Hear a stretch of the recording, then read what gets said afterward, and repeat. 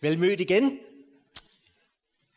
Vi skal i aften arbejde, og jeg siger arbejde, med et afsnit fra Nye Testamente, fra Paulus' brev til den kristne menighed i Thessaloniki, det første af brevene. Og jeg er rigtig glad for, at det er det, vi skal arbejde med i aften. Og det skyldes to ting. For det første, at i det her afsnit, der skriver Paulus noget, som jeg tror, vi alle sammen har brug for. Fordi vi alle sammen er i den situation, at vi enten har prøvet, eller kommer til at prøve at stå ved en begravelse for en, vi holder af, som er meget tæt på. Det er en fælles menneskelig erfaring. Rigtig mange af os har prøvet det. Vi kan huske de der begravelser. Vi kan huske, hvordan man har det ved sådan en begravelse. Og er der nogen, der ikke har prøvet det, så ved vi jo, at sådan som den her verden er og har været siden syndefaldet, så kommer vi i den situation. Begravelser, det er en del, jeg vil ikke sige en del af livet, men det hører godt nok med i tilværelsen på syndefaldets jord. Hvordan skal vi forholde os som kristne til det? Har Gud noget at sige til os i den forbindelse? Ja! Og det siger han her. Og det er det, vi skal se på i aften. Det er jeg glad for. For jeg tror virkelig, vi har brug for det. For jeg ved fra mig selv, at jeg har brug for det. Og for det andet, er helt to gode grunde til, at jeg er rigtig glad for, at vi skal se på det her stykke fra Bibelen i aften. Det handler om Jesu genkomst. Det har vi immervæk også brug for. Og rigtig mange kristne synes, det er spændende. Hvad siger Bibelen om Jesu genkomst? Hvad skal der ske? Er vi tæt på? Og jeg tror, det er med rigtig god grund, at vi synes, det er spændende. Vi har brug for budskabet om Jesu genkomst. Jesu genkomst fylder utrolig meget i Bibelen. Det hører til blandt de emner, der fylder allermest i Bibelen. Jeg tror faktisk, det er meget, meget svært at finde en kristen menighed, hvor man taler lige så meget om Jesu genkomst, som Bibelen gør. Så i aften skal vi gøre det. Det er rigtig dejligt. Nu ved vi godt, Jesu genkomst er også et meget, meget stort emne. Og jeg kan love jer på forhånd, vi kommer ikke ind omkring det hele i aften. Det går ikke. Men vi skal se på noget i forbindelse med selve Jesu genkomst. Ikke så meget tiden før, ikke så meget tiden efter, men lige det øjeblik, han kommer. Hvad sker der? For det er det, Paulus skriver om her. Og det er det, vi skal se på i aften. Og så er det fantastisk, at de to emner, dem kæder Paulus sammen her. Når vores kære dør, og Jesu genkomst. Og så giver han et budskab, der på én gang omfatter de to virkelig vigtige emner. Samlet i et budskab. Ved første øjekast, så kan man tænke, det var dog underligt. Er det ikke to emner, der godt nok ligger langt fra hinanden? Men når man så læser Paulus, så opdager man, nej, det hænger uløseligt sammen. Og det er det, vi skal se på i aften.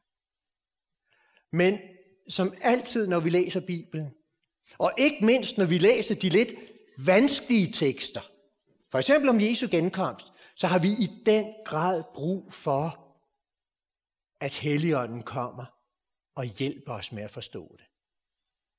Forstå det rigtigt. Og ikke bare forstå det med hovedet.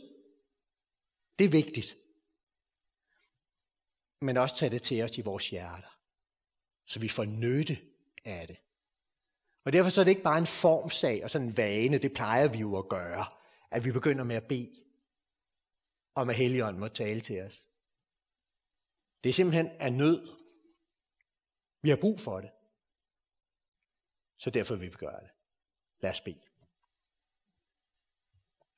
Jesus, du kender os. Og du ved, at det her, det kan vi ikke gøre uden dig. Uden din ånd. Herre Jesus, kom nu og åbn vores forstand, så vi forstår det, vi skal læse i dit ord.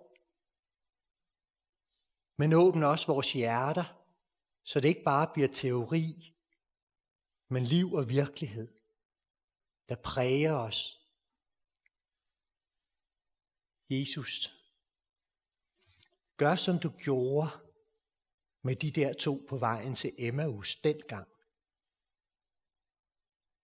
hvor du underviste, så deres hjerter glødede. Lad os opleve det igen, Jesus, i aften. Til din ære. Til lovprisning af dit hellige navn. Amen.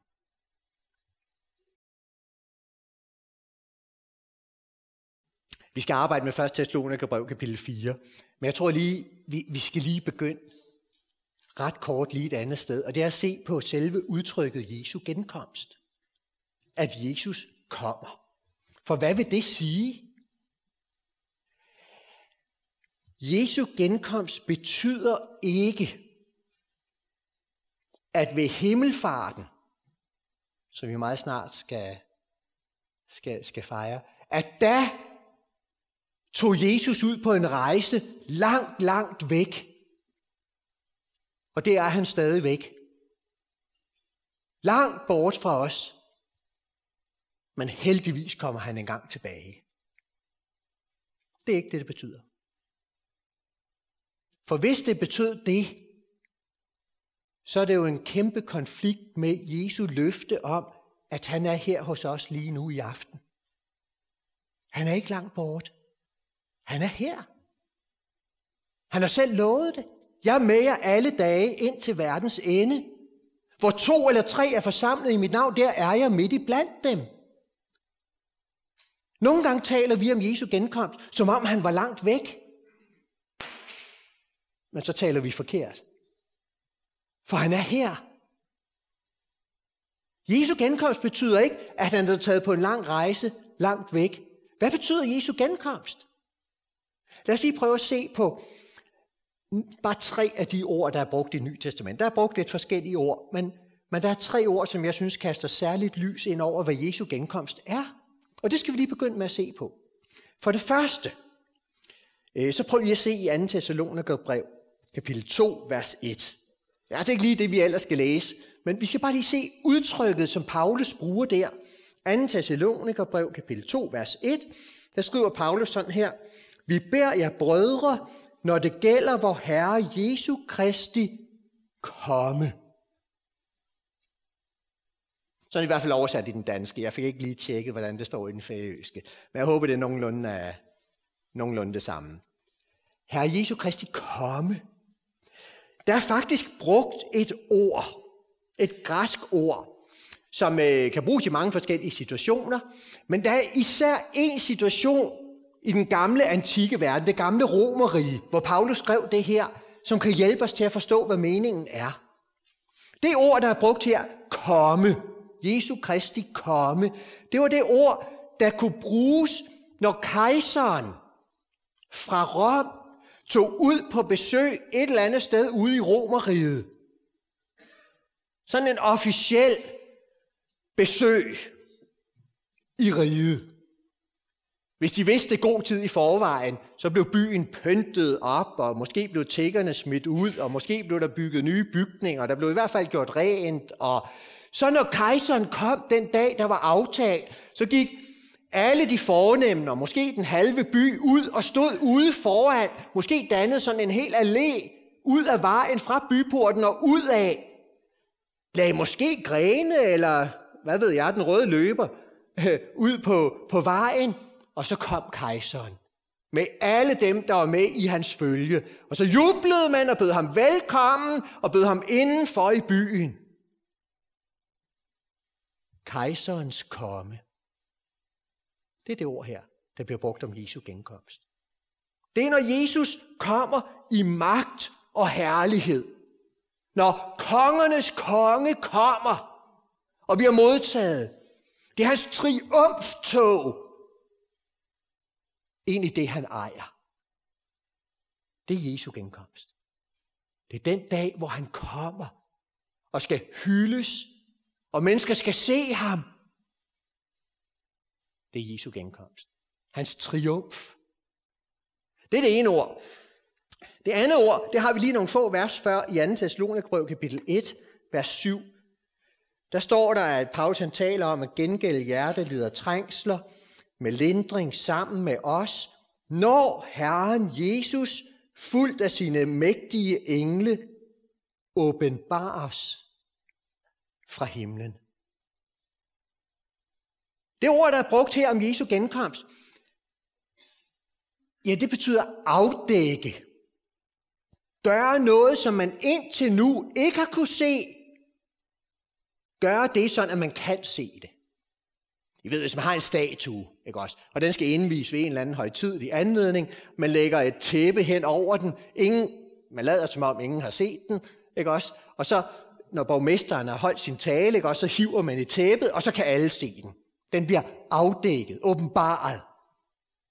Det er det. Det er det ord, der bliver brugt om Jesu genkomst. Han er her, nu, i dag, i aften. Han er ikke langt fra en eneste af os, men vi kan ikke se ham.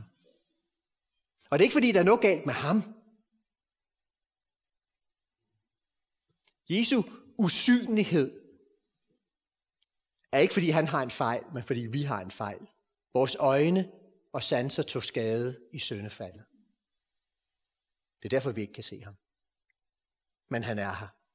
Hans genkomst, det er den dag, hvor tæppet skal trækkes, ikke af ham, men af vores øjne. Så vi kan se ham. Se den virkelighed, som allerede er her nu, men som vi ikke kan se i dag. Jesu genkomst, det er den dag, hvor han bliver åbenbaret. Hvor vi kan se det, vi ikke kan se i dag. Det tredje ord, det har vi så igen i 2. Thessalonikerbrev kapitel 2, vers 8. Hvor der er tale om Jesu opgør med antikrist, når han kommer. Der står der henne i slutningen af vers 8, eller midt i vers 8, at denne, Paulus kalder ham den lovløse. Ham skal Herren Jesus dræbe med sin munds ånde og tilintetgøre, når han kommer synligt. Sådan er det oversat på dansk. Det er muligvis oversat lidt anderledes i. Det ved jeg ikke i den færøske bibel. Men meningen er god nok. Igen, Jesu genkomst er hans tilsynekomst. Den dag han kommer synligt. I aften er Jesus kommet usynligt og er her. Men der kommer en dag, hvor han kommer synligt. Det er hans genkomst. Så lad os tænke skarpt, når vi taler om Jesu genkomst. Vi siger ikke, at han er langt væk i dag. For han har givet os et løfte om at være her i aften. Men vi kan bare ikke se det. Men vi tror på, at en dag, der kommer han på sådan en måde, så vi kan se det. Det er Jesu genkomst. Okay, så har vi lagt grunden. Og lad os så lige se en smule på selve historien om Jesu genkomst, havde jeg nær sagt. I Bibelen, der er de sidste tider, ikke perioden lige inden Jesu genkomst. I Nye Testamente er de sidste tider perioden fra Jesu første komme til hans genkomst. Så vi behøver ikke at være i tvivl om, at vi lever i de sidste tider. Det har vi altså gjort i 2000 år. Det er perioden de sidste tider, som har nogle specielle kendetegn. Tegnene på de sidste tider, det er Jesu beskrivelse af, hvordan der er i de her. Og vi ved, at de bliver stærkere og stærkere, de kendetegn frem mod afslutningen. Og så kommer Jesus igen.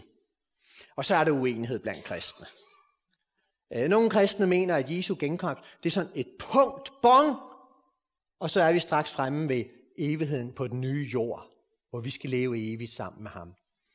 Andre kristne mener, at Jesu genkomst omfatter en række begivenheder.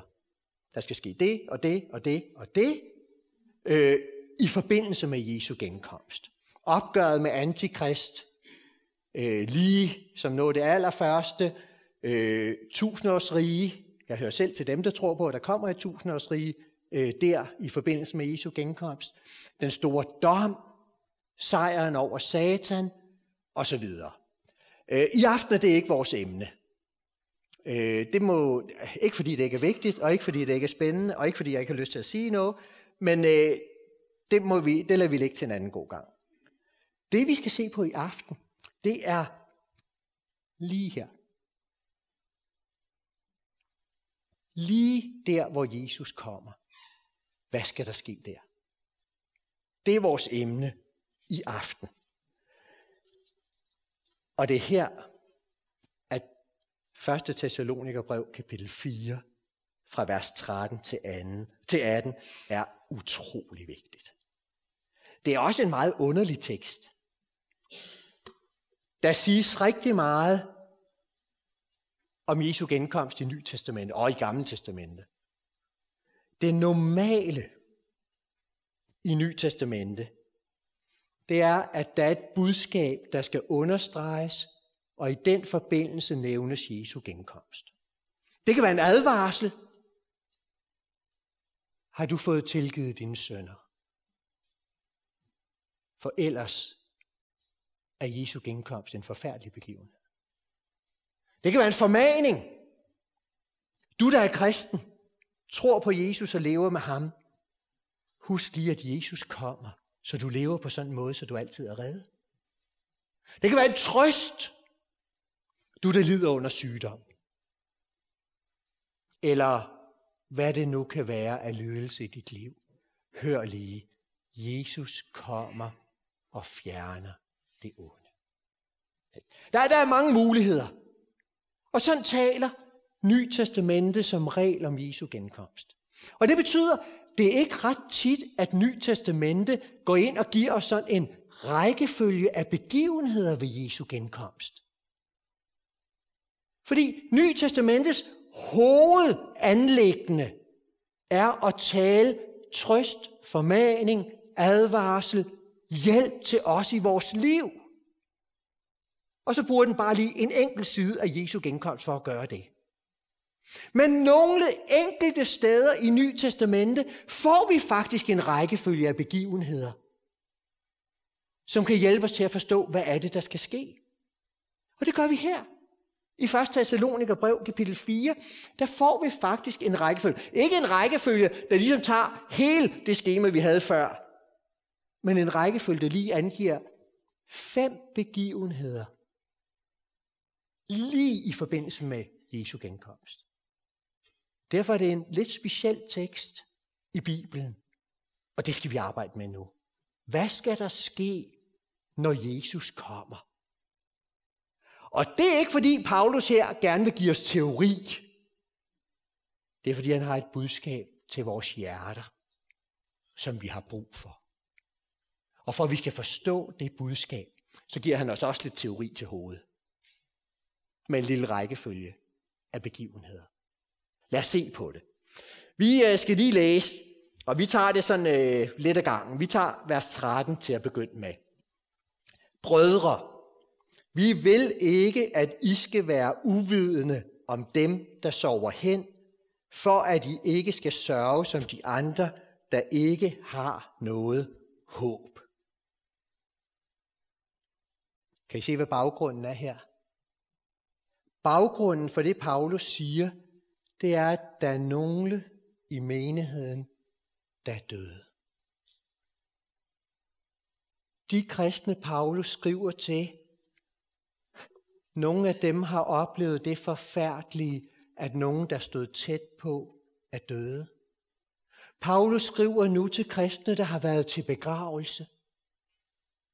Og Paulus har et budskab fra Gud til kristne, der er i den situation. Du, der netop har sørget, du, der netop har været til begravelse, hør lige her. Gud har en særlig hilsen til dig.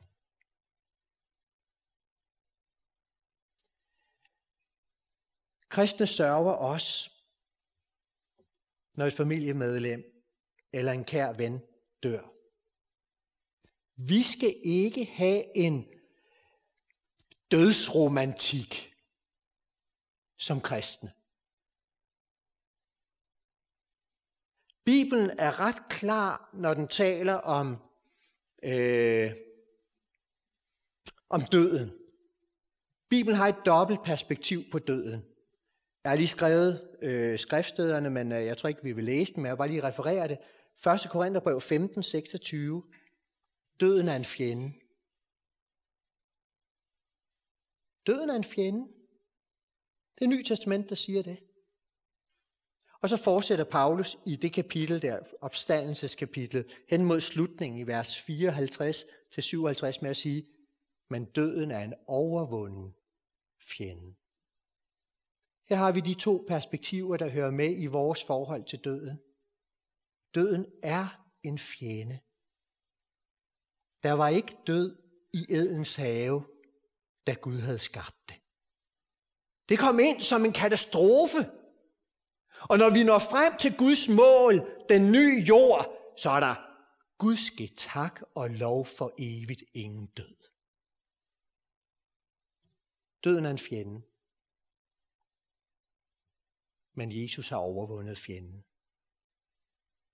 Ja, vi lider stadigvæk under den. Døden er som sådan en gal hveps, der stikker brøden ind. Og det gælder også os, der er kristne. Men der er en forskel. Når døden stikker kristne, der tror på Jesus, så er giften pillet ud af brøden.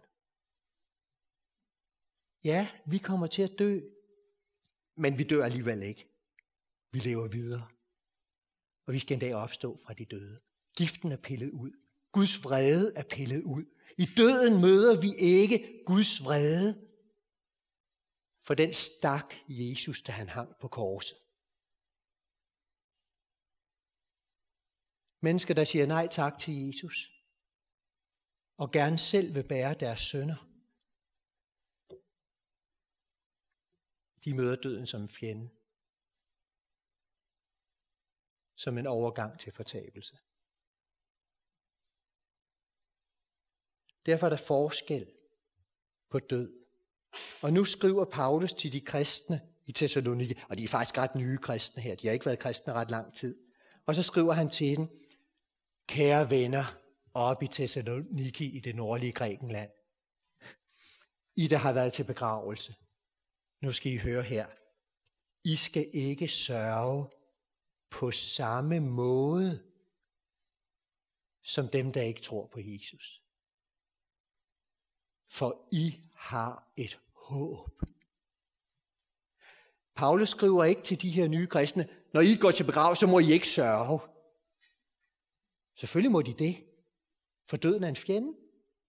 Men han skriver til dem, når I sørger, så er det på en anden måde. For I har et håb, der er stærkere end døden. Og det er det, han gerne vil undervise dem om her. Det Paulus gerne vil med den her undervisning om Jesu genkomst, det er at give håb og trøst til os, der tror på Jesus. Det er faktisk ret stærkt her, fordi vi har 2 afsnit. Det her, som vi læser nu her, 1. Thessalonikerbrev kapitel 4, vers 13-18. Og så kommer der et afsnit, der på mange måder minder om det, lige bagefter, i 1. Thessalonikerbrev kapitel 5, vers 1-11. Det skal vi ikke læse i aften, fordi det når vi ikke. Men vi skal lige prøve at se, hvordan Paulus indleder og afslutter de 2 afsnit. Det er nemlig meget, meget sigende for, hvad det er, Paulus gerne vil her. Det første afsnit, kapitel 4, vers 13-18, det begynder han med brødre. Og så slutter han det ned i vers 18 med trøst derfor hinanden. Det andet afsnit i 1. Thessalonikerbrev kapitel 5, vers 1-11, det begynder han igen med brødre, medkristne. Og så prøv at se ned i kapitel 5, vers 11, hvordan han slutter det. Trøst derfor hinanden. Kan I se, vi har 2 afsnit her. Samme indledning, samme afslutning. Paulus taler til medkristne. Og hele formålet her, det er, nu vil jeg hjælpe jer til at have trøst, når I også oplever det forfærdelige, at døden rammer. Når I går til begravelse, så skal I gå med trøst. Det er formålet, når Paulus nu vil undervise dem om det kristne håb, om Jesu genkomst. Det er for, at næste gang de går til begravelse, så skal de gå på en lidt anden måde. Næste gang vi går til begravelse, så skal det klinge i hovedet på os. Ja, vi sørger, men på en anden måde. For vi har et håb. Vi har en trøst. Det er det, Paulus gerne vil. Eller endnu mere korrekt sagt, det er det Gud gerne vil. Gennem det ord, han lod Paulus tale til os her. Og det er det, vi skal læse nu. Hvad er så trøsten for os, når vi går til begravelser? Jo, lad os prøve at se det. Vi skal læse lidt videre. Vers 14 og 15. For så sandt som vi tror, at Jesus døde og opstod, vil Gud også ved Jesus føre de hensovede sammen med ham. For vi siger jer med et ord af Herren. Vi, der lever og endnu er her, når Herren kommer, skal ikke gå forud for de hensovede. Nu kommer Paulus' forklaring. Læg mærke til, at vers 14 begynder med for, eller ti, eller fordi, hvordan det nu er oversat. Nu kommer forklaringen her. Hvordan kan det være, at vi har et håb, når vi går til begravelse? Jo, fordi. Og så tager Paulus udgangspunkt i det, som de her nye kristne tror på. De er lige blevet overbevist om, at Jesus døde og opstod fra de døde. Det tror kristne på. Ikke også? Det tror vi på. Og så siger Paulus, lige så sandt som at Jesus døde og opstod fra de døde. Lige så sandt er det, at han en dag vil føre de hensovede sammen med ham. Hvad betyder det? Hvad er det, Paulus siger her, at Jesus en dag vil gøre? Han vil, på dansk står der, føre de døde sammen med sig selv. Det er et mærkeligt udtryk, og hvis man læser bibelkommentarer, så kan man se, at der er også nogle af de virkelig kloge bibeltolkere, der kæmper lidt med det her udtryk. Jeg tror, vi har en hjælp. Faktisk lige kapitlet før. For der skriver Paulus noget, som lige kan hjælpe os. Prøv lige at gå med tilbage til 1. Thessalonikerbrev, kapitel 3, vers 13. Der skriver Paulus, at han ønsker for de kristne i Thessalonike, at Gud skal styrke jeres hjerter til at være uangribelige i hellighed over for vor Gud og Fader, når vor Herre Jesus kommer med alle sine hellige. Der kommer en dag i verdenshistorien, hvor Jesus kommer. Og ved I, hvad for et ord, der er brugt her? Det der med triumftoget. Kejserens indtog i byerne ude i provinsen. Hvor alle stod og hyldede ham og modtog ham. Og grene og tøj og jubel. Der kommer en dag, hvor Jesus kommer i sådan et triumftog. Og ligesom kejseren, når han kom på besøg, han kom jo ikke ene mand. Han kom med sine garde og med sine soldater og officerer og måske nogle senatorer og hvad ved jeg på besøg i byen. Og sådan siger Paulus her i kapitel 3, vers 13. Når Jesus kommer i hans triumftog, så kommer han sammen med alle sine hellige. Hvem er det? Der er 2 muligheder.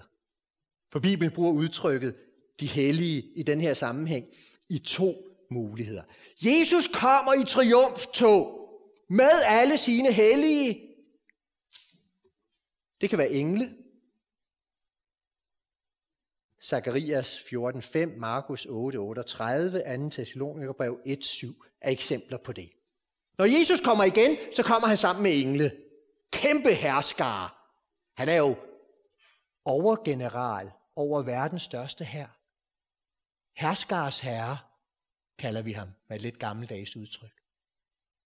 Lad os ikke glemme, hvad det betyder. Obama kan godt pakke den amerikanske hær sammen. Det er ingenting. Han kommer med himlens herskare af engle. Og så for det andet, så er de hellige, som kommer sammen med Jesus. Det er de frelste mennesker. Dem, der tror på Jesus. De er med i triumftoget. Jeg har det for eksempel i 1. Thessalonikerbrev 3, 12 og 13, som vi lige så en lille smule af før.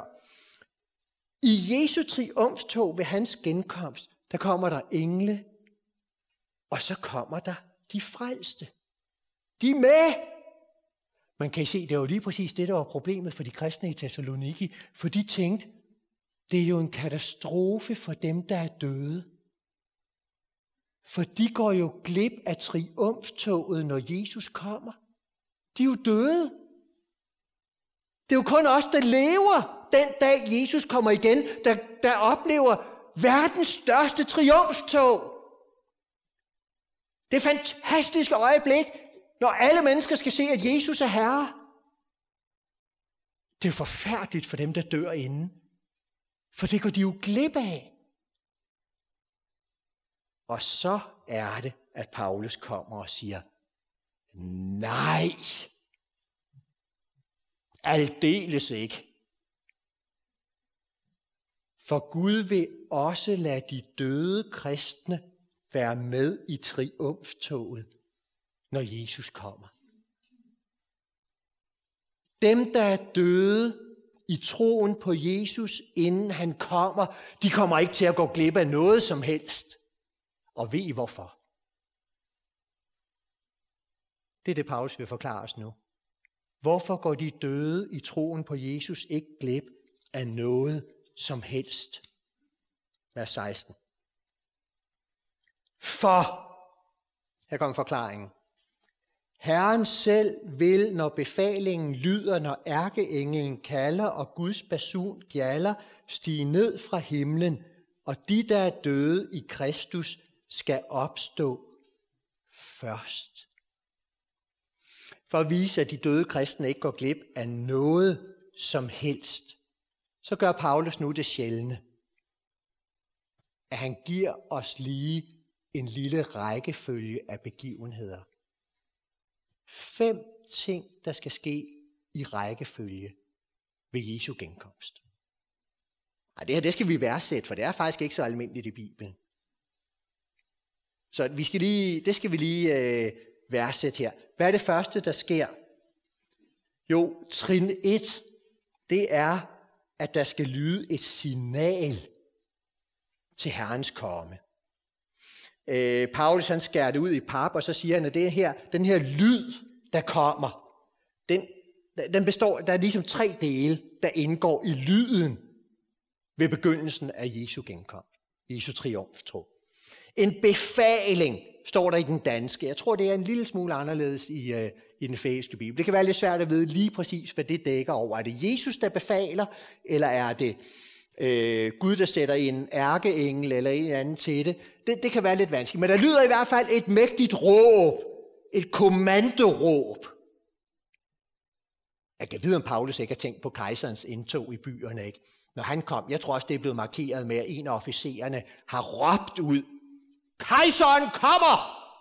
Og så burde han råbe lidt højere, men det går ikke, fordi så bryder systemet sammen dernede, ikke? Kejseren kommer, eller et eller andet i den retning også. Det begynder med et råb. Og det næste, det er, nu er det i hvert fald en ærkeengel, for det siger Paulus helt klart. Der kommer et råb fra en ærkeengel også. Og så det tredje, det er Guds basun. Jeg har hørt til dem, der tror, at hvis vi skal have baggrunden for det her med basunen, så skal vi tilbage til Gamle Testamente. Og der var det ikke sådan, det vi forstår ved basuner. Men det var de her shofarhorn, vædrehorn, som jøderne brugte med nogle af de jødiske højtider, Yom Kippur, ved det jødiske nytår, og som vi hører om i Gamle Testamente, som markerer Guds dom. Så bliver der blæst i de her, de der runde horn fra vædrehorn, ikke også? Jeg tror faktisk, det er det, Paulus han hentyder til her. Men det kan vi overlade til dem, der har forstand på musik. Det har jeg ikke. I hvert fald så skal der lyde sådan en basunklang, eller vædrehorns klang, der markerer, nu kommer han. Ikke kejseren, men kejsernes kejser. Kongernes konge. Herrenes herre. Sådan begynder det. Trin 1. Trin 2. Det er, at Herren stiger ned fra himlen. Herren stiger ned fra himlen. Hvad betyder det? Betyder det så alligevel, at han er et eller andet sted langt ude i universet, og nu stiger han ned? Nej. Det her det er det modsatte af himmelfarten. Der steg han op. Nu stiger han ned. Det er ophævelsen af himmelfarten, om man så må sige. Men hvad var det, der skete ved himmelfarten? Det var ikke, at Gud han tog, eller Jesus tog en tur langt, langt ud i himmelrummet. Himlen her betyder ikke ude bag ved Mars eller de andre planeter. Himlen her betyder den usynlige verden. Der hvor Gud bor. Fader vor, du som er i himlen. Ved himmelfarten gik Jesus fra den del af virkeligheden, vi kan se, den synlige verden, over i den usynlige verden, som også er lige her. Vores sanser kan bare ikke opfange det. At han stiger ned fra himlen, betyder, at han går fra den usynlige verden, lige her, over i den synlige verden, lige her. Det er det, der skal ske her. Modsætningen til himmelfarten. Det er trin 2. Og så kommer trin 3. Og den er, at de døde i Kristus skal opstå. De, der er døde i Kristus, skal opstå. Vores håb, kristent håb, er kødets opstandelse. Nogle gange taler vi lidt som om, at vores evighed, det består i at være en sjæl. Og så kender vi alle karikaturerne, som dem, der ikke tror på Jesus, laver af det, ikke også? Nej, jeg vil godt nok ikke blive frelst, for jeg har altså ikke lyst til at sidde op på en sky, som sådan en sjæl og spille harpe. Jeg er ikke musikal, så nej tak. Ikke? Og så kan man lave grin med det kristne håb. Men egentlig er det jo fordi, sådan er det kristne håb slet ikke. Vi tror på kødets opstandelse. Vi siger det hver gang, vi siger trosbekendelsen. Kødets opstandelse. Det betyder, at den katastrofe, der sker ved døden, at sjæl og legeme bliver skilt ad. Sjælen for de troende går hjem til Gud. Legemet bliver lagt i graven. Den bliver ophævet, når Jesus kommer igen. Kroppene skal blive gendannet. Legemet skal stå op af graven og genforenes med sjælen. Og så skal vi leve evigt som hele mennesker med sjæl og krop. Det er det, Paulus underviser om her. Og for de der i den græske verden, der lød det mærkeligt. Jeg er bange for, at det også nogle gange lyder lidt mærkeligt i vores kristne verden. Men det er det kristne håb. Gravene skal revne. Vi skal kravle op af den. Med krop og sjæl for evigt. Og så læg lige mærke til ordet først. i vers 16. De, der er døde i Kristus, skal opstå først, inden det næste sker. Det er det første. De døde i Kristus skal opstå som noget af det allerførste, når Jesus kommer. Hvorfor? Jo, for de skal ikke gå glip af triumftoget. De skal have lov at være med. Derfor skal de opstå først. Det er hele Paulus' pointe, det der først. Så her i trin 3, der opstår de. Det er godt, de mærke til, at Paulus taler kun om de døde i Kristus her. Han taler slet ikke om dem, der ikke tror. Her koncentrerer han sig til den kristne menighed og taler om dem, der er døde i troen på Jesus. De skal opstå først. Og tak og lov for det først. Og så kommer trin 4.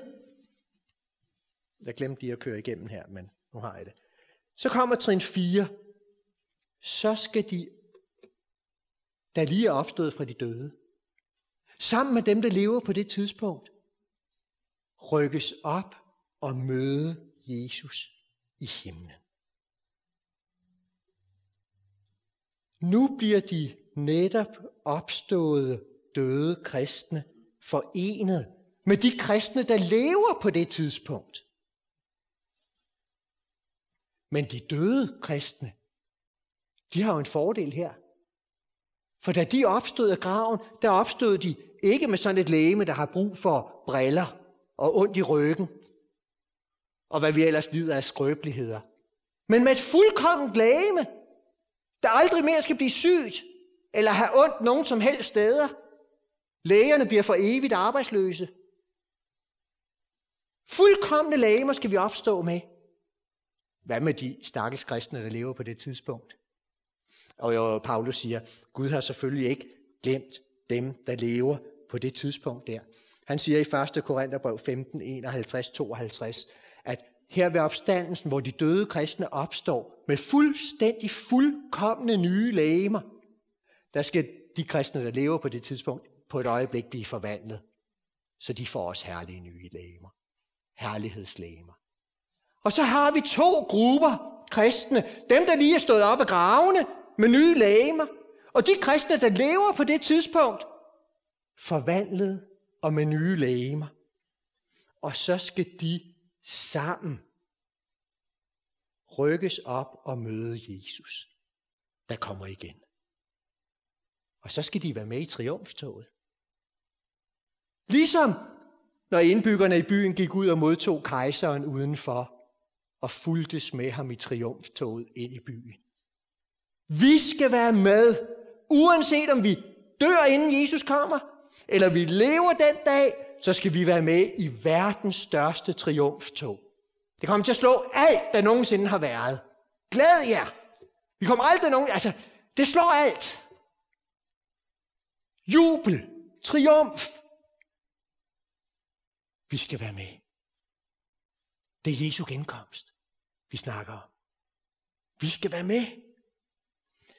Blandt kristne er der lidt uenighed om, hvornår det her med bortrykning præcis finder sted.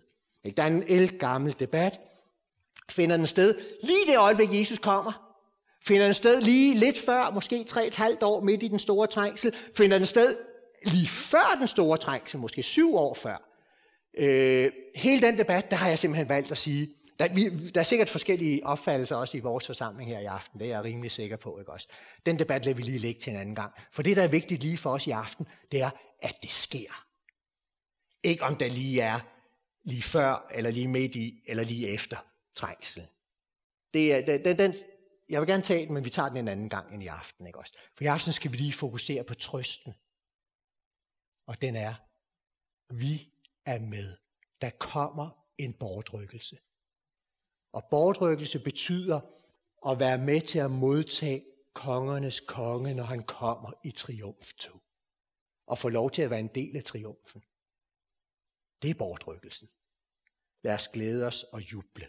Den dag kommer. Og så er der et trin tilbage. Ej, der skal ske mange flere ting. Men Paulus han skærer lige resten ned, fordi nu har han sagt det der pointen. Så nu skærer han lige alt det, der ligger senere hen. Det skærer han lige ned til én ting. Og så siger han bare, og så skal vi altid være sammen med Herren. Jamen altså, så behøver vi heller ikke at vide så meget mere i virkeligheden. Fra det øjeblik af skal vi aldrig mere skilles fra ham. Vi skal se ham. Vi skal leve sammen med ham. Vi skal lovprise ham.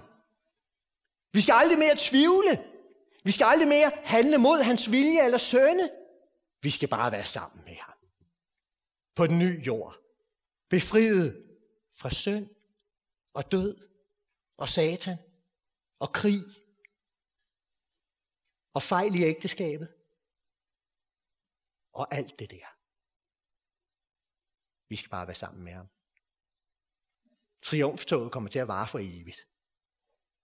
Så at sige. Det er triumftog lige ind på den nye jord. Og der skal vi leve.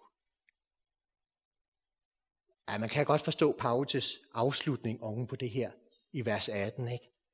Trøst derfor hinanden med disse ord. Trøst hinanden med budskabet om Jesu genkomst.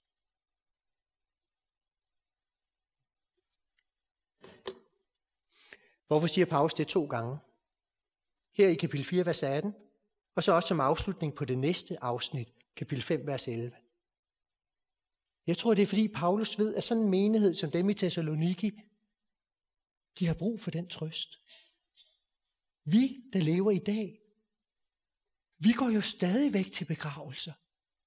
Vi har brug for den trøst, der ligger i Jesu genkomst. Og det er ikke noget, Paulus vil ikke bare have, at det skal være enkelt af os kæmpe med os selv med.